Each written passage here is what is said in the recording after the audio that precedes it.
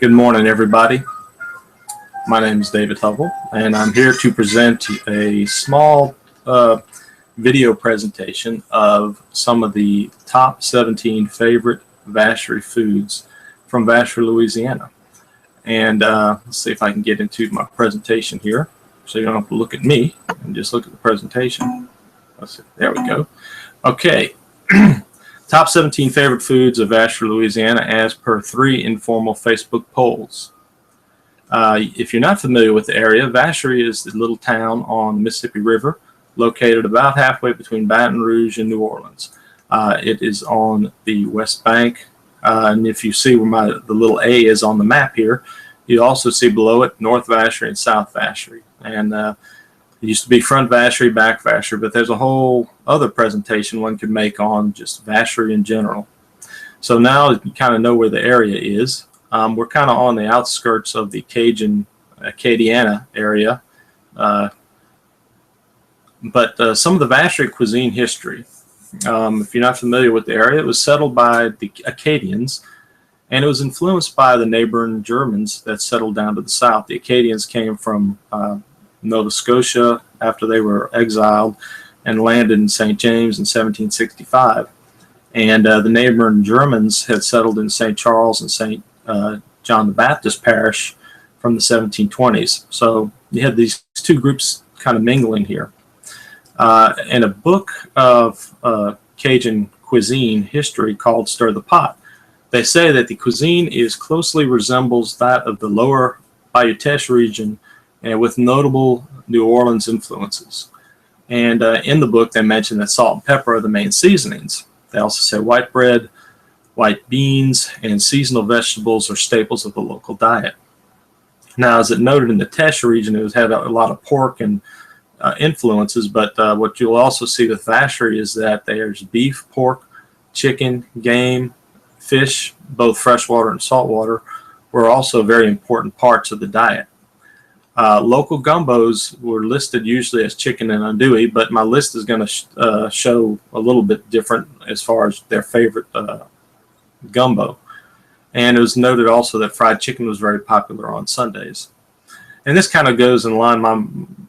My parents were from Vacherie, but all my grandparents were from up in this region, and so the stories I heard as a kid seemed to mimic, or not mimic, but seemed to adhere to what this book is saying. So my list was compiled from 3 various Vacherie food discussions held on the La Vacherie Facebook group page. By no means is it scientific. It's just simply a count of the times a dish was listed. I tried to make sure the contributor was not counted more than twice for the same contribution, or not counted twice for the same contribution, not counted more than once. The list actually has 109 items total, and it's just simply an attempt to capture some of the more popular dishes. The list is by the number of times a food was mentioned. Items 1 through 3 are the top 3 popular dishes. Items 4 through 8 were tied for 4th, and items 9 through 17 are tied for 5th. Now, this list could be, if you are on the Vacherie Facebook page for the recipes, you would find it by coming to the page, and you would go underneath the files button. You click that, and then there's a Vacherie Foods document that I put out on July 29th. So what are the 17 foods that came up on the list, the top 17? Well, number 1 was Crawfish Bisque, 2 keks, 3 yellow rice, 4 butter beans and shrimp, 5 pork stew, 6 hot bread with lard sprinkled with pepper, 7 was Farre, which is a dressing, 8 was Chadron Salad, 9 white beans, 10 jelly rolls, 11 crepes, 12 homemade bread, 13 potato stew, 14 seafood gumbo, 15 pralines, 16 butter cake, and 17 was cracker pudding. So what I've done is I've put together some of the photos from some of our group members who may not have known that I was using their photographs for a little presentation to the group. So hopefully they don't mind, and hopefully they'll be thrilled to see their picture on video. And I've tried to describe a little bit about it. So starting through Crawfish Bisque. And this photo is courtesy of the group founder, Jerry Schexnayder. And if you're not familiar, the Crawfish Bisque is basically a rich stew that is filled with stuffed crawfish heads. And what you do is after you boil the crawfish, you would peel the meat, and you know the head's got all kind of the organs and stuff, but you clean it out and you wash it thoroughly, and then you get rid of all the debris, and you just have that hard shell. And you take the crawfish meat seasonings, grind it up, and maybe add some breadcrumbs to it. You would stuff it in the heads, flour the surface, which is exposed outside of the shell, and you'd either bake it in an oven, or you could pan fry it with some oil in a black frying pan, and then you put it into this stew. And this stew also, you can see a lot of folks will also add additional just crawfish tails. It's probably one of the earliest ways that crawfish was consumed was through this bisque. And from what I could find, it dates back to earlier than the Civil War, but it was mostly served in the homes of those folks who were well off enough to have servants who could prepare it, because it's a pretty intensive process, and it's about a 2-day process to make. And it was oftentimes served in springtime and Easter, right during crawfish season. The next item I have is Kex, and it's a photo. This photo is courtesy of Faith Clement. And Kex is similar to fry bread or flat beignets. It's basically described as bread dough. You make it, I think, the night before, let it rise, and then you drop it into some hot lard the next morning. It's served with syrup, honey, butter, or powdered sugar. So it's oftentimes listed as a breakfast food. And I'm going to take, I took a bigger picture of Faith's, and I blew it up so you can see it better. But you can see how she's got 2 examples here, one with butter and one with powdered sugar. Man, it looks good. Yellow rice, and this photo is courtesy of Tony Stein. And yellow rice is another favorite dish that basically utilizes leftover rice. Rice is very popular in the area, and so oftentimes it was probably made pretty much every day of the week, I'm guessing. You would scramble eggs, and so you basically have scrambled eggs, butter, and rice, and mix it together with some salt and pepper. And in some cases, you could add some other additional seasonings or lunch meats. And I think Tony's got I think it might be bologna in his. Butter beans and shrimp. It's another old River Parish favorite. I know it was popular in Vacherie, Lutcher, and the Edgard area. And it was traditionally made with river shrimp. And river shrimp were the small little shrimp that were very plentiful back in the early part of the 19th century. Seems like they've pretty much become almost all but extinct or polluted with the industrialization of the area. But they were a little smaller than with the lake shrimp, and I hear a little sweeter. So they were used, and today you can use some saltwater shrimp. And basically it's a stew again that's about 50-50 butter beans, lima beans, however you want to call it, the small little beans like I show here, and shrimp. Now next up is pork stew, and this photo is courtesy of Delane Alexander. And this is a nice rich stew. I've never made this, but it is basically stew made of some of the less popular pork parts. I know in Vacherie there's a supermarket called Schexnayder's, and they have a pork stew mix that you can buy. And the mix is basically pigtails, pig feet, pork neck bone, pork butt, and some pork liver. So you put all this together. You start off with a roux and the trinity, and then you cook it. You put in the meats, all except the liver, and you let it cook down for a couple of hours. And then you'll add the liver after, and obviously she's got some other spices, maybe some parsley or green onions. It's hard to tell from here. And then you serve it over rice with some potato salad on the side. Next item I had was hot butter and lard, and you sprinkle it with salt and pepper. And this is another photo courtesy of Jerry Schexnayder. This was listed as, often served with homemade crusty homemade crusty bread with homemade lard that had been rendered from the boucherie. It was often served as lunches, and especially prior to the 1950s. So I think that might have been about the time that the school lunches came on as in popularity. It was also listed as a good snack. And I know this is also very popular through other areas of the South. The next item was Farre, or it's a dressing. This is a picture I took of one I made. It's a pork dressing with or without rice that includes chicken livers / gizzards. Some variations also listed the use of chicken, and some variations had some sweet potato in it. And so it's often served as at wedding receptions, kind of in on a sandwich. And if it's a little more formal setting, you may serve it with some rice. The next item is Chadron Salad, and this is a photo courtesy of Jerry Scheck-Snyder. It has got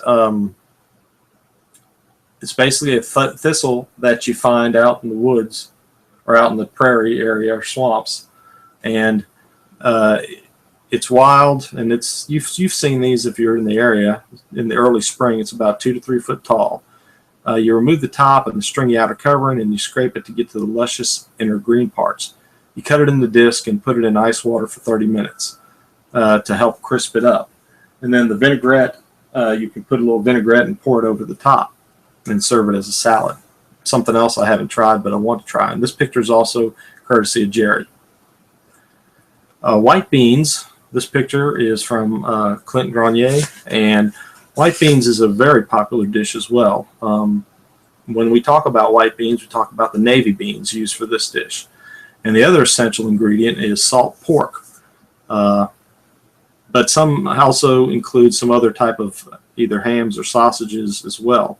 And I've even seen pickled pork, but there's some strong discussions that the salt pork is the more essential ingredient. White beans I've been told is more Cajun, and red beans is more of a Creole dish. And it's also served over rice.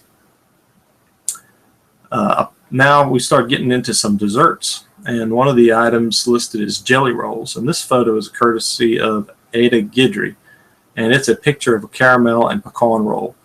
And basically, it's an old dessert that's been found throughout South Louisiana for over, I think, 100, 150 years. And it's basically a flat cake that is covered in some fillings, such as jelly, marmalade, jam, or in this example, a caramel pecan mixture. And then it's rolled while hot and then sliced into disc after it's cooled. Now, this item you think is primarily a dessert, but it's crepes. This photo is courtesy of Annie Falgout, and it's basically a thin pancake, although not quite as sweet. It's oftentimes sprinkled with sugar or cane syrup. And a popular tradition in Vacherie is to serve it as Ash Wednesday supper as the larger of the meals. And this is during the time, you remember, if you're Catholic, you're fasting and abstaining, so you only have the one large meal. So this is the one large meal of the day. Homemade bread was another popular item. This photo courtesy of Melanie Kleber. There are some bakeries I saw listed that would deliver up and down the river road in the area at the time, many years ago. But I'm sure a lot of families made their own bread as well. Potato stew is another picture that I provided. It's another old favorite comfort food of the area, believed by some to be traced back to our German roots. Many of the meats used in the past were primarily river shrimp again, once due to their accessibility, and then later dried shrimp. Then also I've seen salt meat, ham, and pork sausage listed too. And from what I gathered, pretty much any type of potato can be used. Oh, I'm getting ahead there. Now, the gumbo item that was listed most was seafood gumbo, as opposed to what the book said with chicken and andouille. And here's another example that I had provided. But anyway, it's a rich, dark gumbo. For For those not from the area, if you've only had gumbo in the restaurants, I think a lot of gumbos tend to be a lot thicker than what people out in the country, out in Vacherie, serve. It's I think it's more of those restaurant and more popular gumbos you've been seeing that are thick. These gumbos aren't nearly as thick. They're usually equal parts of oil and flour to start off with to make their roux. But this is a dark roux. Pretty much whatever seafood was available, with maybe the exception of fish, because I think most of the folks use shrimp, crab, oyster, and some crawfish.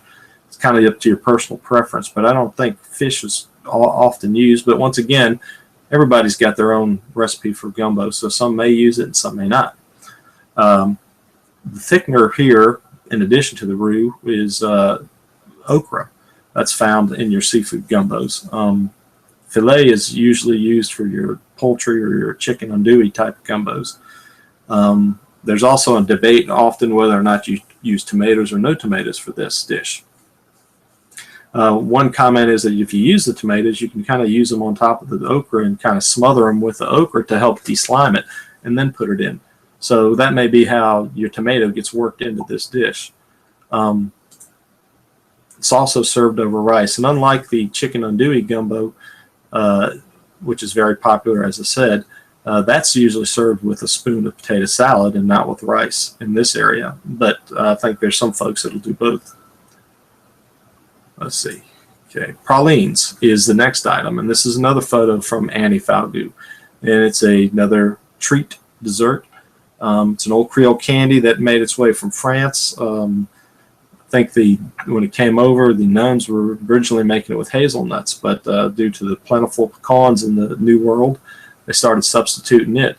And as you can see, if you know anything about the area, it's sugarcane country, and so sugarcane and sugar and pecans are very plentiful. So this obviously would be a very popular dish. Does look really good. Butter cake's another dessert. I think this is very similar to, didn't get in there yet, sorry. Butter cakes, another dessert. This photo is courtesy of Denise LeBoeuf. Butter cake, I think throughout the country, is a derivative of the Old English pound cake, but once leveling agents were available, it, made for a lighter cake. I think they could be kept at room temperature and all, and these can either be served as is or iced or frosted. I think we talked some on the group about some peanut butter fudge type of frosting. So I got to try this one too. And then the last item, which I don't have any pictures of, is called cracker pudding. And per one of our members, Brenda Mathern, it's basically a custard added to layers of crackers. And from what I could tell, it was used, saltine crackers were used. And it has dated back to obviously before the 1940s based off of some food memories from some of the folks looking for the recipe. So here's a review of the foods again. Number 1 was crawfish bisque, 2 keks, 3 yellow rice, 4 butter beans and shrimp, 5 pork stew, 6 hot bread and lard sprinkled with pepper, 7 Farre, 8 Chadron salad, 9 white beans, 10 jelly rolls, 11 crepes, 12 homemade bread, 13 potato stew, 14 seafood gumbo, 15 pralines, 16 butter cake, and 17 cracker pudding. In conclusion, these are just some of the top 17 of the list that I looked at. Originally, my list had 109 Vacherie favorite foods. So if you didn't see one of your favorites here, come visit us on the La Vacherie Recipe Facebook page and ask to join. It's a closed group now, so you'll have to ask to join. If you do join the group, please don't advertise or spam us. We just here to talk about not just Vacherie foods, but a lot of the Cajun Creole foods in general as well. And just note, there is another group, the La Vacherie Facebook group, that was the original group that this one spun off of. So make sure you find the one that says recipes. I want to thank the following individuals for their pictures and their comments and help and contributions to the group. And there's many more. We got like 4,800 members. So we've got, I'd like to thank Jerry Scheck-Snyder, Lester Fols, Faith Clement, Tony Stein, Delane Alexander, Clint Grenier, Ada Guidry, Annie Falgout, Melanie Kleber, Denise LeBoeuf, and Brenda Mathern. And some references I used were all of those, both the Vacherie Recipe Facebook group, the Vacherie Facebook group, the Vacherie Forum, which preceded these Facebook groups. It's been around since 2005. It's a little bit more meaty discussions on all kind of Vacherie culture. The book Stir the Pot, The History of Cajun Cuisine by Marcel Bienvenu and Carl and Ryan Brasseau. Cooking with Cajun Women by Nicole Denis Fontenot has a lot of recipes from some of the local folks. And then the heavy, large Encyclopedia of Cajun Creole Cuisine by Chef John Folsom Company. I appreciate you watching. If you would like to leave some comments or questions, you can do so here on this YouTube page or on the Vacherie Recipe Facebook group. If you've got any questions or want to know any more Vacherie food related topics that you might like me or anybody else to further explore and make a presentation on, please let us know. Or you could even send me a message on Facebook at David J. Hubble. Let's see if I can get out of here. Let's see what we do here. All right. So once again, thank you, and I appreciate you taking the time, and look forward to hearing you and seeing you on our Facebook page. Take care.